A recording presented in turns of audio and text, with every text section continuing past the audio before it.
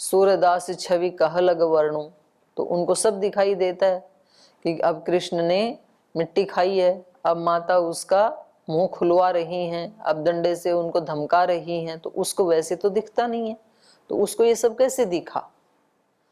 तो तम सेतुम तीर्थवा, उस ब्रह्म को प्राप्त करके जो अंधा है वो भी आनंद हो जाता है। तो यहाँ पर सेतु का मतलब क्या है?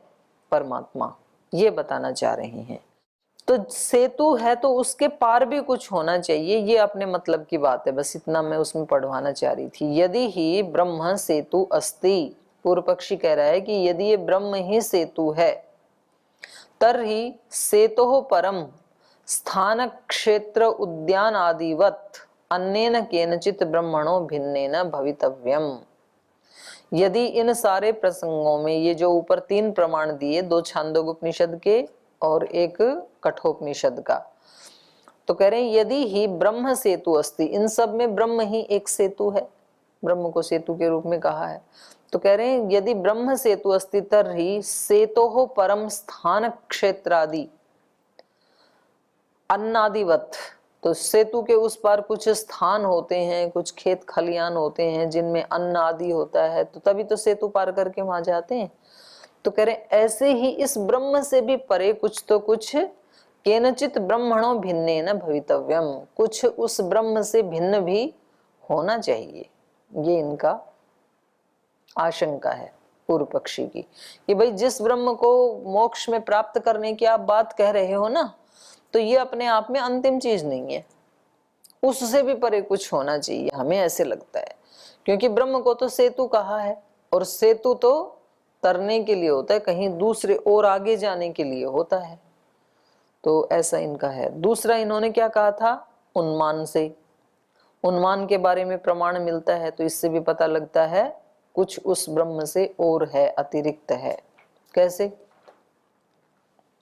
उन्मान व्यपदेश, अयम आत्मा ब्रह्म सोयम आत्मा चतुष्पाद, ये मांडुक्य उपनिषद में कहा है।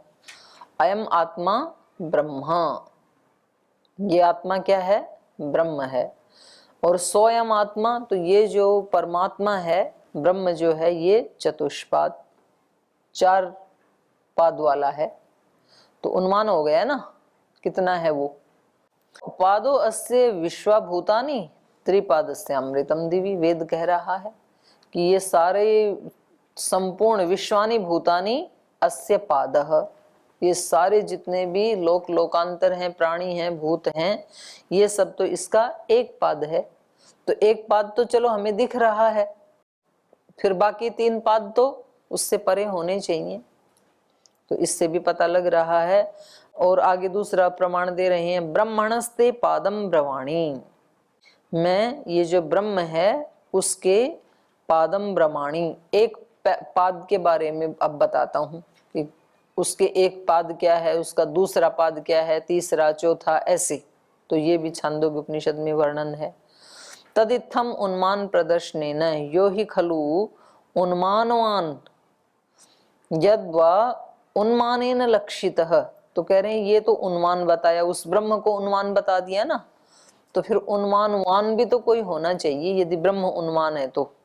यद्वा उन्मानेन लक्षित, जो उस उन्मान से लक्षित है, स किल उन्मानेभ्य पादाख्येभ्य भिन्नो अस्ति इति गम्यते, जो उस उन्मान तो ब्रह्म हो गया, और उस उन्मान से जो भिन्न है, उन्मानेभ्य पादाख्येभ्य, इस उन्मान से जिसका 4 पाद बताए हैं, या एक पाद में ये सारे भूत बताए हैं, उससे भिन्न भी कुछ है, इति गम्यते ही।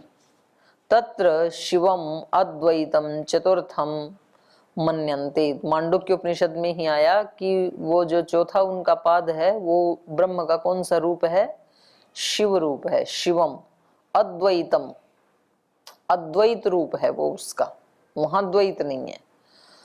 शिवम अद्वैतम चतुर्थम त्रिपादस्य अमृतम दिवी, तो ये इस कथन से भी क्या पता लग रहा है कि इस एक पाद के अतिरिक्त इसके परे भी कुछ है।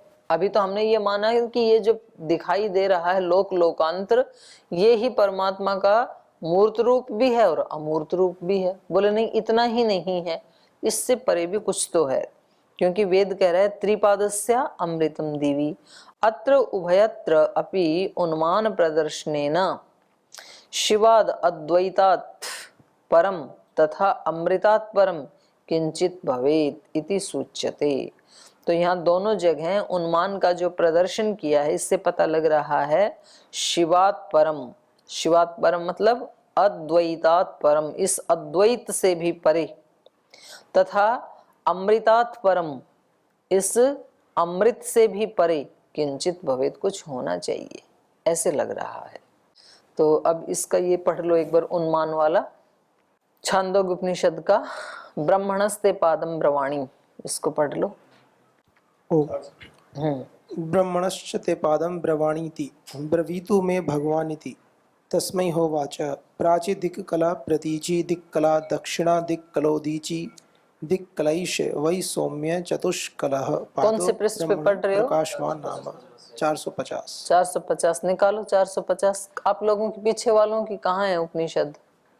तो निकाल के उसको पढ़ भी तो लो। आपकी कहाँ है स्वामी जी? क्यों? कल बोला तो था कि सबको लानी है, लेके आना कल सब अपनी अपनी पुस्तक। ये सत्य काम वाला प्रसंग है उसमें, जो गाय बैल सिखाते। तब उसे बैल ने कहा, हे सौम्य, ब्रह्म के 4 पाद हैं, 4 चरण हैं, जिनमें से एक का नाम प्रकाशवान है। इस प्रकाशवान चरण की 4 कलाएं हैं, प्राची दिक् कला, प्रतीची दिक् कला। चलो अपने को बस इतना ही पढ़ना था कि वो जो ब्रह्म जिसका ये उपदेश दे रहे हैं उसके 4 पाद हैं। 4 पाद हैं मतलब उन्मान हो गया ना, कि वो इतना इयत्ता का पता लग गया ना उसका।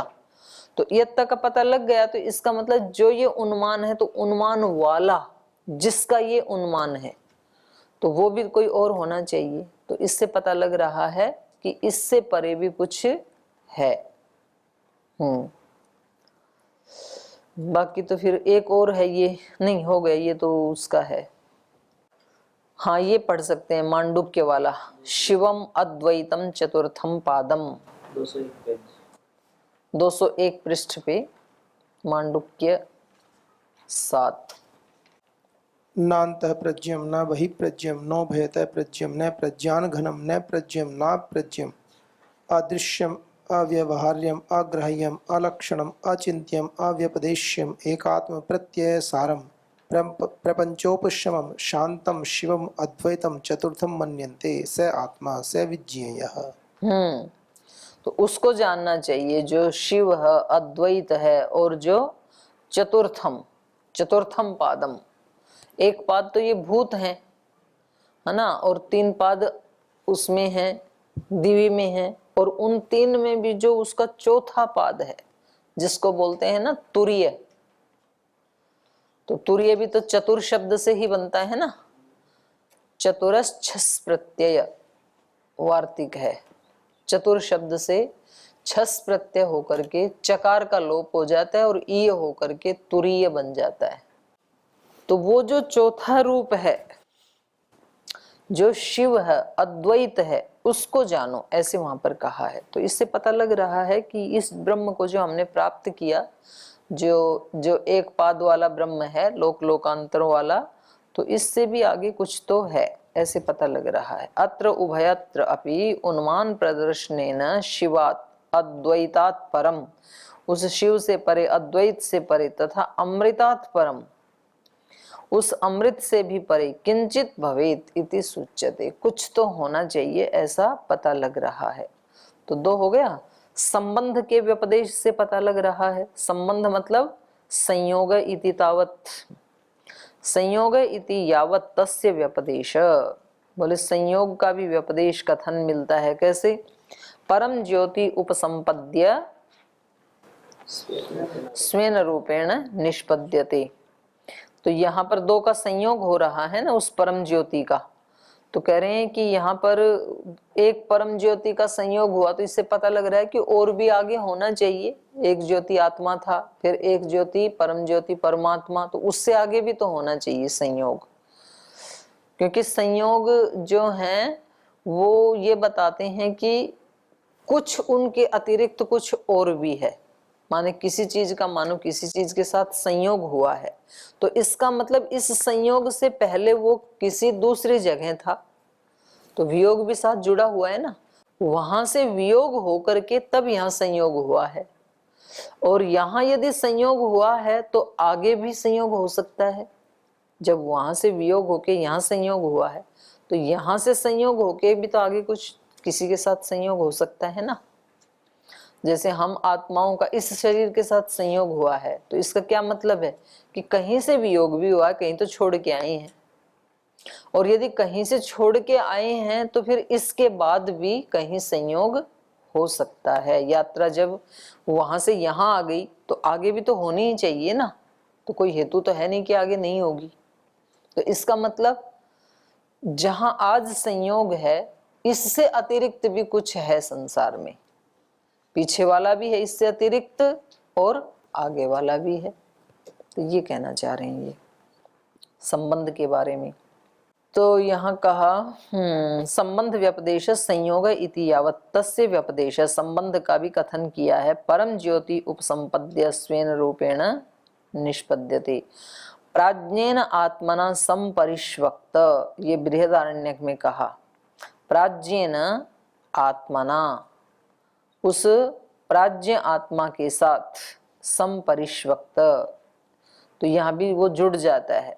संयोगो ही वियोगापेक्ष, कह रही यहाँ जो संयोग बताया है वो संयोग हमेशा क्या होता है, वियोगापेक्ष, वियोग की अपेक्षा से संयोग होता है। जो संयोग हुआ है वो कहीं से तो चल के आया है ना, तो वहां से वियोग हो गया ना उसका, तो उस वियोग की अपेक्षा से संयोग हुआ है। तो इसका मतलब इस संयोग से अतिरिक्त भी किसी का अस्तित्व है।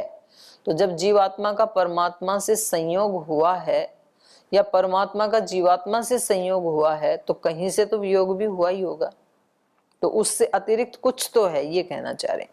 कस्यापि प्राप्तौ संयोगेवा, किसी भी चीज की प्राप्ति में या संयोग होने में पूर्व प्राप्तात् वियोगो भवति, पहले जो प्राप्त था उससे वियोग होता है। ततः प्राप्तादपि वियोगेन भाव्यम एव, तो अब जो प्राप्त हुआ है उस प्राप्त से भी वियोग होना ही चाहिए।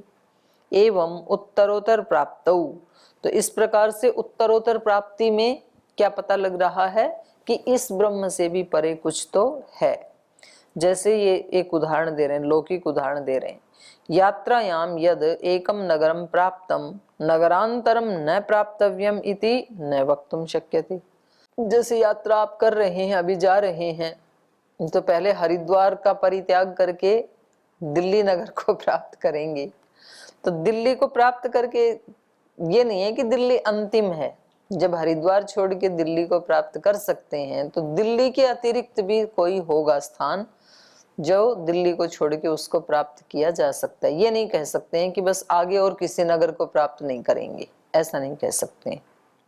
यात्रायाम यद एकम नगरम प्राप्तम, जो एक नगर को प्राप्त कर लिया, तो नगरांतरम न प्राप्तव्यम इति न वक्तुम शक्यते, उसके अतिरिक्त किसी नगरांतर को प्राप्त नहीं करेंगे, ये नहीं कह सकते। तथैव ब्रह्म प्राप्तौ सत्ताम सत्याम, ब्रह्म की प्राप्ति होने पर न ततः वियोगो, वहां से वियोग नहीं होगा, न अन्यस्य प्राप्ति संबंध इति, और किसी अन्य के साथ प्राप्ति संबंध नहीं होगा, इति न वक्तुम शक्यते, ऐसा नहीं कहा जा सकता। तो इससे क्या पता लगा, इस ब्रह्म से भी अतिरिक्त कुछ तो और है। तो तीन के बारे में प्रमाण देकर के इन्होंने अपना आशंका अभिव्यक्त कर दी। सेतु उन्मान संबंध। अगला है भेद व्यपदेश। विष्णोर यत् परमम पदम, तो यहां पर भेद का व्यपदेश किया गया। क्या? विष्णोर यत् परमम पदम, उसको प्राप्त करता है जो विष्णु का परम पद है, उसको प्राप्त करता है ये जीवात्मा। तो एक हो गया विष्णु, और एक हो गया विष्णु का पद, और एक हो गया विष्णु का परम पद। तो भेद हो गया है ना।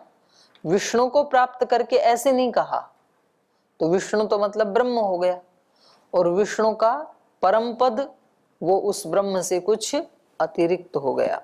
तो यहाँ पर भेद का व्यपदेश है। विष्णोर यत् परमं पदम, ये कठोपनिषद में है। अत्र विष्णोरपि भिन्नम परमम अभीष्टम सूच्यते। यहाँ विष्णु और विष्णु से भिन्न क्या है? परमम। उस परम, वो हमारा अभीष्ट है। हमें किसको प्राप्त करना है? विष्णु को प्राप्त नहीं करना, विष्णु के परम पद को प्राप्त करना है। उसका भी जो परमम, उसका भी जो श्रेष्ठ है विष्णु का भी, उसको हमें प्राप्त करना है। तो यहाँ पर भेद हो गया। तो इससे ये पता लगा कि उस विष्णु से अतिरिक्त भी कुछ तो है। अथ य एषो अंतर अक्षिणी पुरुषो दृश्यते, अथ य एषो आदित्ये हिरण्मयः पुरुषो दृश्यते, अत्र शरीरे व्यापकात् भिन्नः पुरुष आदित्य वर्तमानो वर्ण्यते। तो कह रहे हैं यहाँ पर भी ये जो दोनों छांदोग्य उपनिषद के जो उदाहरण दिए कि ये जो अंतर अक्षिणी पुरुषो दृश्यते, ये जो आंख के अंदर पुरुष दिखाई दे रहा है, तो इसका मतलब आंख के अंदर जो पुरुष दिखाई दे रहा है वो ही ब्रह्म है, ऐसे वहां पर वर्णन है। और वो इन झरोखों से बाहर झांक रहा है, जैसे कोई कमरे में खड़ा होकर के और बाहर का सारा दृश्य देखता है। तो जैसे आप यहाँ से ये खिड़की खोलेंगे ना अभी, तो आपको तो ग्राउंड में कौन कौन है वो सब दिख जाएंगे, पर ग्राउंड वालों को आप नहीं दिखेंगे। तो ऐसे ब्रह्म तो सबको देख लेता है इन झरोखों से, पर उस ब्रह्म को नहीं देख पाते हैं हम। ये झरोखे भी नहीं देख सकते और बाहर वाले भी नहीं देख सकते उसको।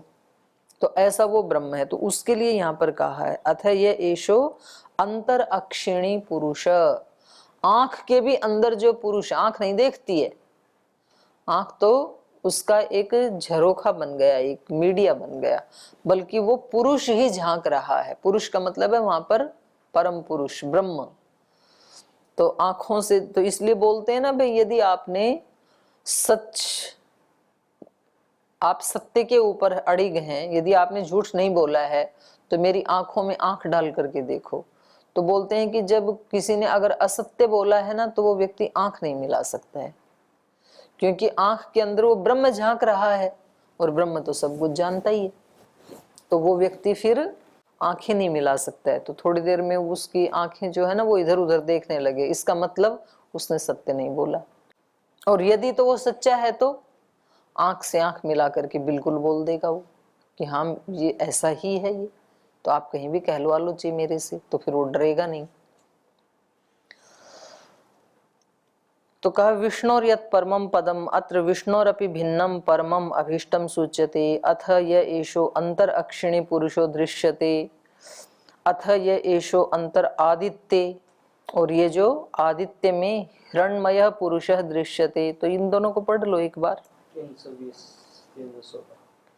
316 और 320, तो ये दोनों पढ़ लो, है ना। 16 वाला पहले पढ़ लो, ये एषो अंतर आदित्य हिरण्मय पुरुषो दृश्यते, 166 है ये। इसमें ऐसे के अथ यद एव एतद आदित्यस्य शुक्लम भाः स एव सा अथ यन्नीलम परः कृष्णम तद अमस्तत् सामात्। अथ य एषो अंतरादित्य हिरण्मयः पुरुषो दृश्यते, हिरण्मय श्मश्रुल हिरण्यकेश आप्रणखात् सर्व एव सुवर्णः। तो यहाँ किसका वर्णन चल रहा है? पीछे किसके बारे में कहा जा रहा है ये? तो ये बता रहे हैं इसमें कि और जो आदित्य के भीतर यह सुनहरा पुरुष दिखता है, सुनहरी दाढ़ी मूछ वाला, सुनहरे केशों वाला, नखों तक सारा सोने ही सोने का है।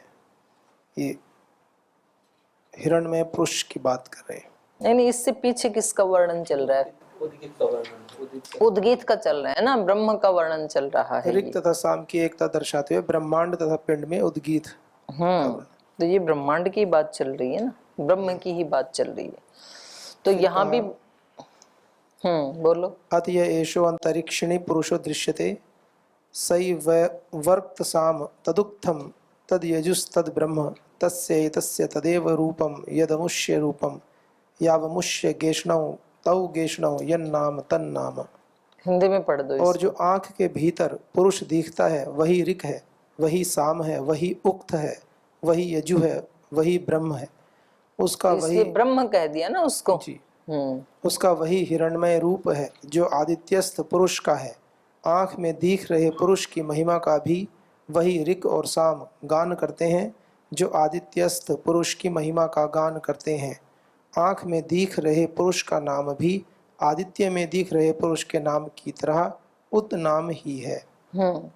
तो ये ऋग यजु साम अथर्व आदि जिसकी उपासना कर रहे हैं, जिस ब्रह्म की उद्गीत के माध्यम से सारी सृष्टि में ही उद्गीत हो रहा है, वो पुरुष कौन है? तो बोले वो इसमें पिंड में देखें तो इस जो आंख के अंदर है वो पुरुष है, वो ब्रह्म है। और इस ब्रह्मांड में देखें तो आदित्य में जो हिरण्मय पुरुष है वो वही है। तो ये दोनों ब्रह्म के ही रूप हैं।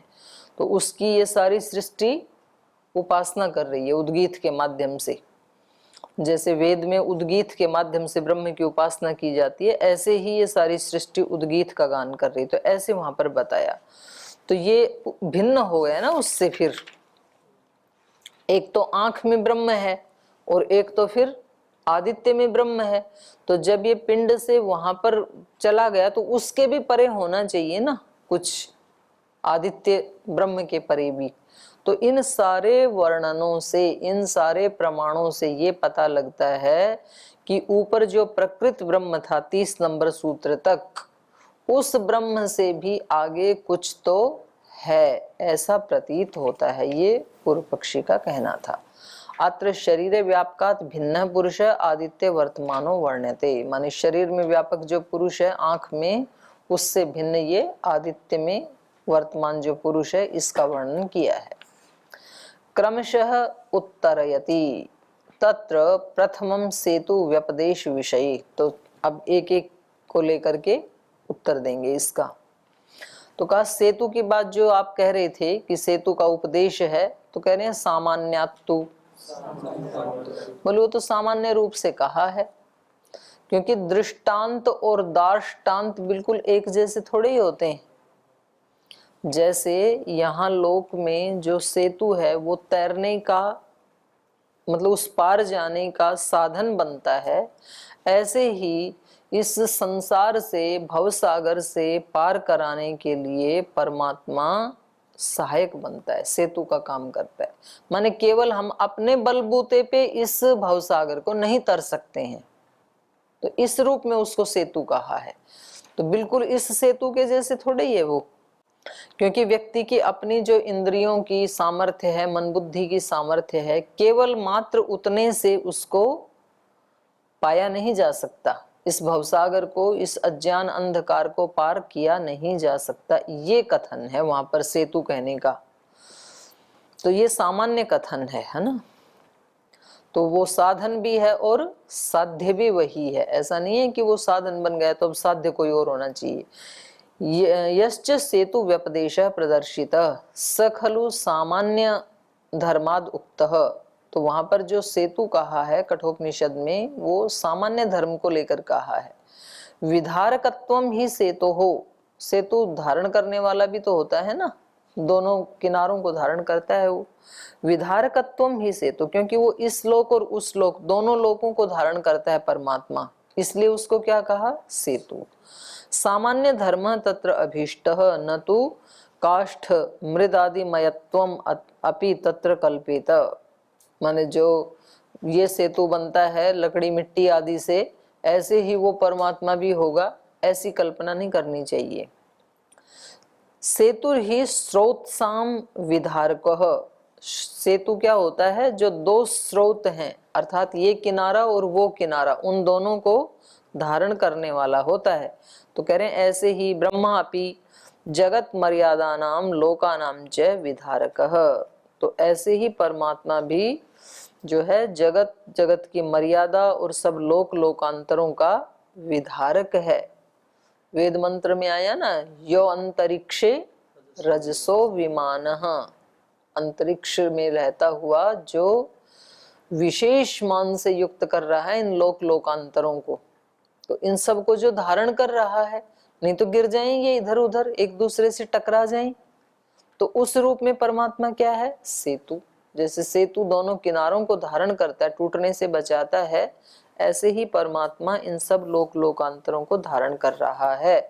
तो इस धर्म को लेकर के वहां पर सेतु कहा है परमात्मा को। उक्तम च लोकानाम असंभेदाय। तो छांदोग्य उपनिषद में ये कहा ही है, इन सारे लोक लोकांतरों के असंभेदाय, ये इनमें भेद ना हो जाए, ये नष्ट भ्रष्ट ना हो जाए, इसके लिए वहां पर परमात्मा का वर्णन किया गया है। ऐसे ही एषः सर्वेश्वरः, तो ये इसका बृहदारण्यक का है, एषः ब्रह्म सर्वेश्वर, जो सबका ईश्वर है, उसको क्या कहा, सेतुः विधारणः एषाम लोकानाम असंभेदाय, वो परमात्मा सेतु है, वो जो सर्वेश्वर है वो इन सब लोक लोकांतरों का सेतु है। किस लिए, असंभेदाय, ताकि ये नष्ट भ्रष्ट ना हो जाए। तो इसको देख लो एक बार, है ना। दोनों का छंदोग्य में 614 नंबर, छांदोग्य में 614 नंबर निकालो। ये बता रहे हैं, अथ ये आत्मा स सेतुर विधृति रेशाम लोकानाम असंभेदाय न एतम सेतुम। बस इतना ही बोलो, इसका अर्थ बोलो। तो अमृत और मर्त्य लोक आपस में एक दूसरे से टूट न जाए, इस हाँ। हेतु यह आत्मा एक पुल के समान है। हाँ, तो ये आत्मा का मतलब यहाँ पर परमात्मा, क्योंकि यह- मर्त्यलोक और अमृत लोक, उन दोनों को अपने अपने स्थान पे रख के जोड़ने वाला, विधारण करने, विशेष रूप से धारण करने वाला, असंभेदाय, ये नष्ट भ्रष्ट ना हो जाएं, इसके लिए उस परमात्मा को सेतु कहा है। और इसका बोलो बृहदारण्यक का बोलो। 906। एष सर्वेश्वर एष भूपति भूताधिपति एष भूतपाल एष सेतुर्विधरण एषाम लोकानाम असंभेदाय तमेतम वेदानुवचनेन। काफी बड़ा अनुच्छेद है इसमें। इतना ही पढ़ लो ऊपर वाला जी। और ये पुस्तक में भी फिर विधरण कर लेना ना, विधारण लिखा हुआ है ना, ईश सर्वेश्वर ईश विधरण, इसका हिंदी में पढ़ो। तो कह रहे हैं कि यह वह सर्वेश्वर है, भूताधिपति है, भूतपाल है, वही तो सब लोगों को आपस में मिलाने वाला पुल है। आत्मा ही तो कभी यहाँ जन्म लेकर कभी वहाँ जन्म लेकर लोगों को मिलाए रखता है, नहीं तो भिन्न भिन्न लोक भिन्न भिन्न ही न बने रहें। ब्राह्मण लोग उसी आत्मा को वेद के अनुवचन से यज्ञ दान तप उपवास से जानने का प्रयत्न करते हैं। फिर आगे तो विषय दूसरा हो गया। तो ये आत्म कहने से आत्मपरक परमात्म परक दोनों हो जाएगा, है ना। वह सर्वेश्वर है, भूताधिपति है। पर सर्वेश्वर शब्द जो है वो आत्मा के लिए नहीं हो सकता है, वो परमात्मा के लिए हो सकता है, सबका ईश्वर। तो यहाँ पर उसी को ही सेतु कहा, उसी को ही विधरण कहा। तो वो ये क्या है जो आपने सेतु कह करके जो कहा था कि उससे भी भिन्न कुछ होना चाहिए, तो ये आपका कथन उचित नहीं है। यहाँ पर जो सेतु का उपदेश किया है वो सामान्यातु, सामान्य रूप से किया गया है। उन्मान विशेषण भी दिए हैं, सर्वस्य वशी, सर्वस्य ईशानः, सर्वस्य अधिपति, तो यह परमात्मा के लिए है। हाँ, तो ये सब परमात्मा का ही वर्णन है। तो ये सेतु जो कहा था वो सामान्य धर्म को लेके कहा था। उन्मान व्यपदेशस्य समाधानम, अब दूसरा जो इन्होंने उन्मान शब्द को लेकर के और जो आपत्ति उठाई उसका समाधान दे रहे हैं। तो ये हम कल पढ़ेंगे। आज समय हो गया, यहीं विराम लेंगे।